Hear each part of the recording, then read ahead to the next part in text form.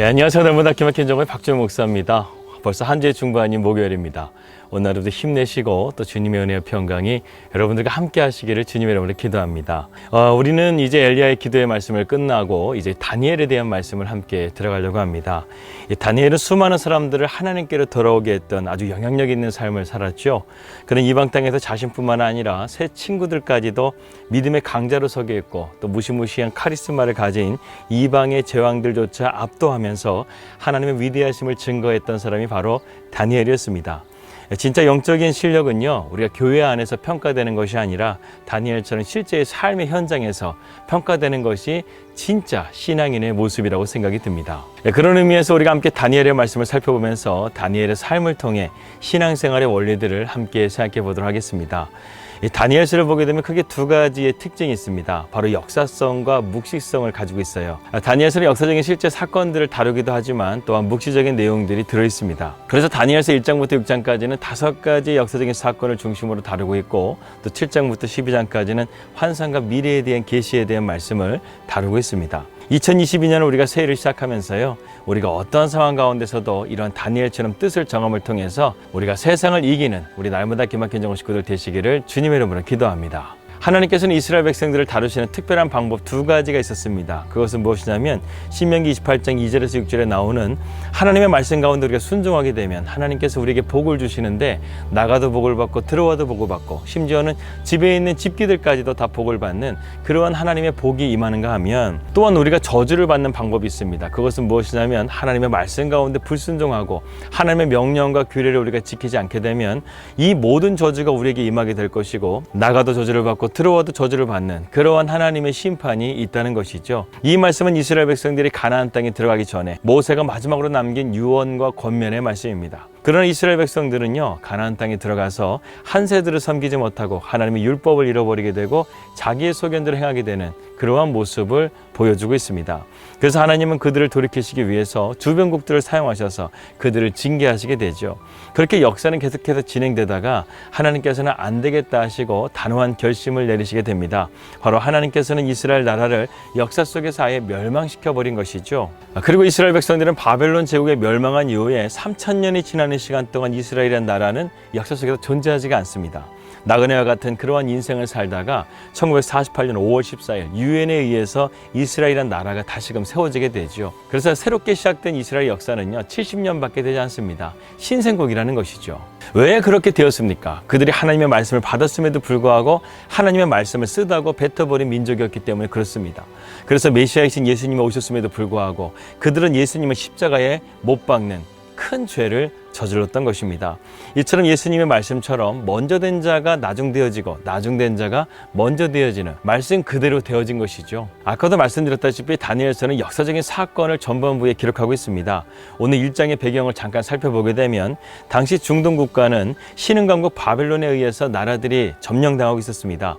그러다가 BC 605년에 그 유명한 갈그미스 전투에서 이 바벨론과 애굽이 큰 전쟁을 일으켰는데 그때 바벨론의 승리로 인해서 그 당시에 애국과 화친 조약을 맺고 있었던 이 남유다는 어쩔 수 없이 조공을 바치고 항복할 수밖에 없었습니다. 그리고 바벨론의 느부갓네살 왕은 남유다에 있는 왕족과 귀족들을 바벨론의 포로로 잡아오게 되죠. 이때 다니엘과 세 친구들은 1차 포로로 끌려가게 됩니다. 이러한 역사의 소용돌이 속에서 다니엘이 있었다는 거예요. 다니엘의 그때 나이는 불과 15살에서 16살에 불과했습니다.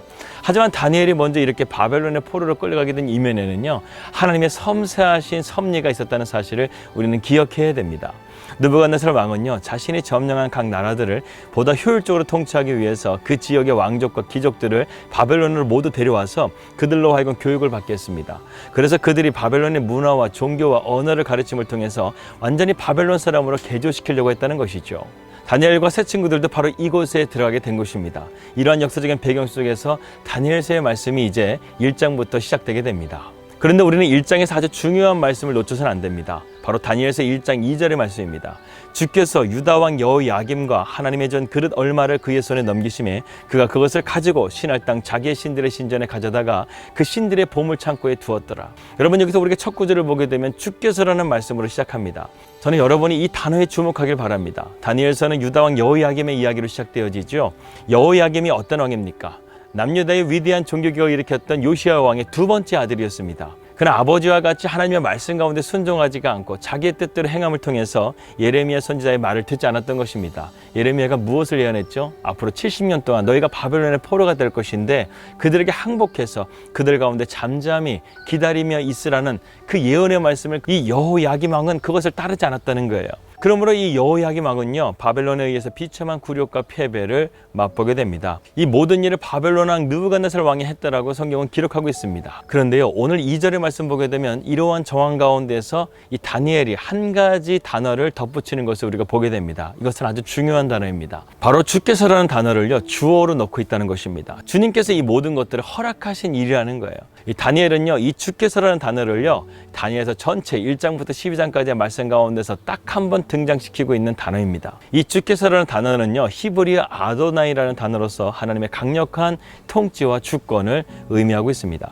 지금 이 역사의 소용돌이 속에서 운행하시는 분이 바로 누구라는 거예요? 바로 하나님이시라는 것입니다. 한 나라의 거대한 제국이 세워지고 또 사라지는 것은요, 결코 나라가 강해서나 약해서가 아니라는 것입니다. 바로 하나님의 주권 가운데 있다는 것입니다. 지금 다니엘서를 쓴 다니엘은요, 그의 말년에 다니엘서를 썼던 것으로 보여집니다. 다니엘은 15살에 바벨론으로 끌려와서 무려 80년이라는 시간 동안 이방 땅에서 나라의 중심에서 일했던 사람이었습니다. 적어도 그는 100세에 가까운 나이에 이 다니엘서를 기록한 것으로 보여집니다. 한 세계를 살았다는 것이죠. 그러면서 그는 바벨론의 다섯 왕을 섬겼고 메데와 파사의 왕이었던 다리오 왕을 섬겼고 그리고 페르시아의 고레스 원년까지 그는 나라의 중심에서 일했다는 것입니다. 그렇기 때문에 다니엘은 자신이 살아온 삶을 돌이켜보면서 영원한 왕도 없고 영원한 제국도 없고 이 땅 가운데서는 영원한 것이 없다라는 것을 그는 깨달았다는 것이죠. 다니엘은 그 모든 것들을 주관하시고 다스리시는 분이야말로 영원하신 하나님이심을 그는 깨달았다는 것입니다. 더 나아가서 다니엘은 7장부터 12장까지 하나님의 묵시적인 말씀을 써내려가는 것을 보게 되면 정말 놀랍습니다. 하나님께서 그의 영혼을 열어주셔서 앞으로 펼쳐질 역사의 전환점들을 그는 보게 되었다는 것이죠. 그래서 다니엘은 이렇게 고백할 수밖에 없습니다. 아, 역사의 주관자는 하나님이시구나. 하나님이 운행하시고 섭리하시는구나. 이것을 다니엘은 깨달았다는 것이죠. 이것을 깨닫고 지금 다니엘은요, 1장 2절의 말씀에서 주께서라는 단어를, 아도나이라는 단어를 사용하고 있다는 것입니다. 하나님의 강력한 주권과 통치가 이 모든 것들을 다스리고 있다는 것을 지금 자신의 신앙 고백으로 선언하고 있는 것입니다. 그렇습니다. 주님이 이 세상을 다스리고 계십니다. 우리가 기도할 때는 호흡할 때 또한 삶의 모든 영역 가운데서요, 주께서라는 이 단어를 항상 생각하시면서 우리가 믿음으로 나아가시길 바랍니다. 우리는 이것을 절대로 잊어서는 안 됩니다. 내 삶을 누가 인도하십니까? 주님이 인도하신다는 거예요. 이 세상을 누가 다스리십니까? 주님이 다스리신다는 거예요. 바로 이 주님의 통치와 다스리심을 우리의 믿음으로 고백하며 나아가게 될 때 하나님께서 우리의 삶 가운데 세상 속에서 담대하게 나아갈 수 있는 믿음의 승리를 우리에게 맛보게 하실 줄을 믿습니다. 기도하겠습니다. 하나님 아버지 감사합니다.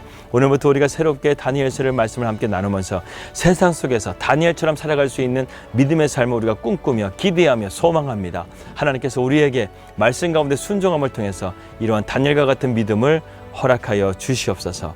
예수 그리스도의 이름으로 기도하였습니다. 아멘.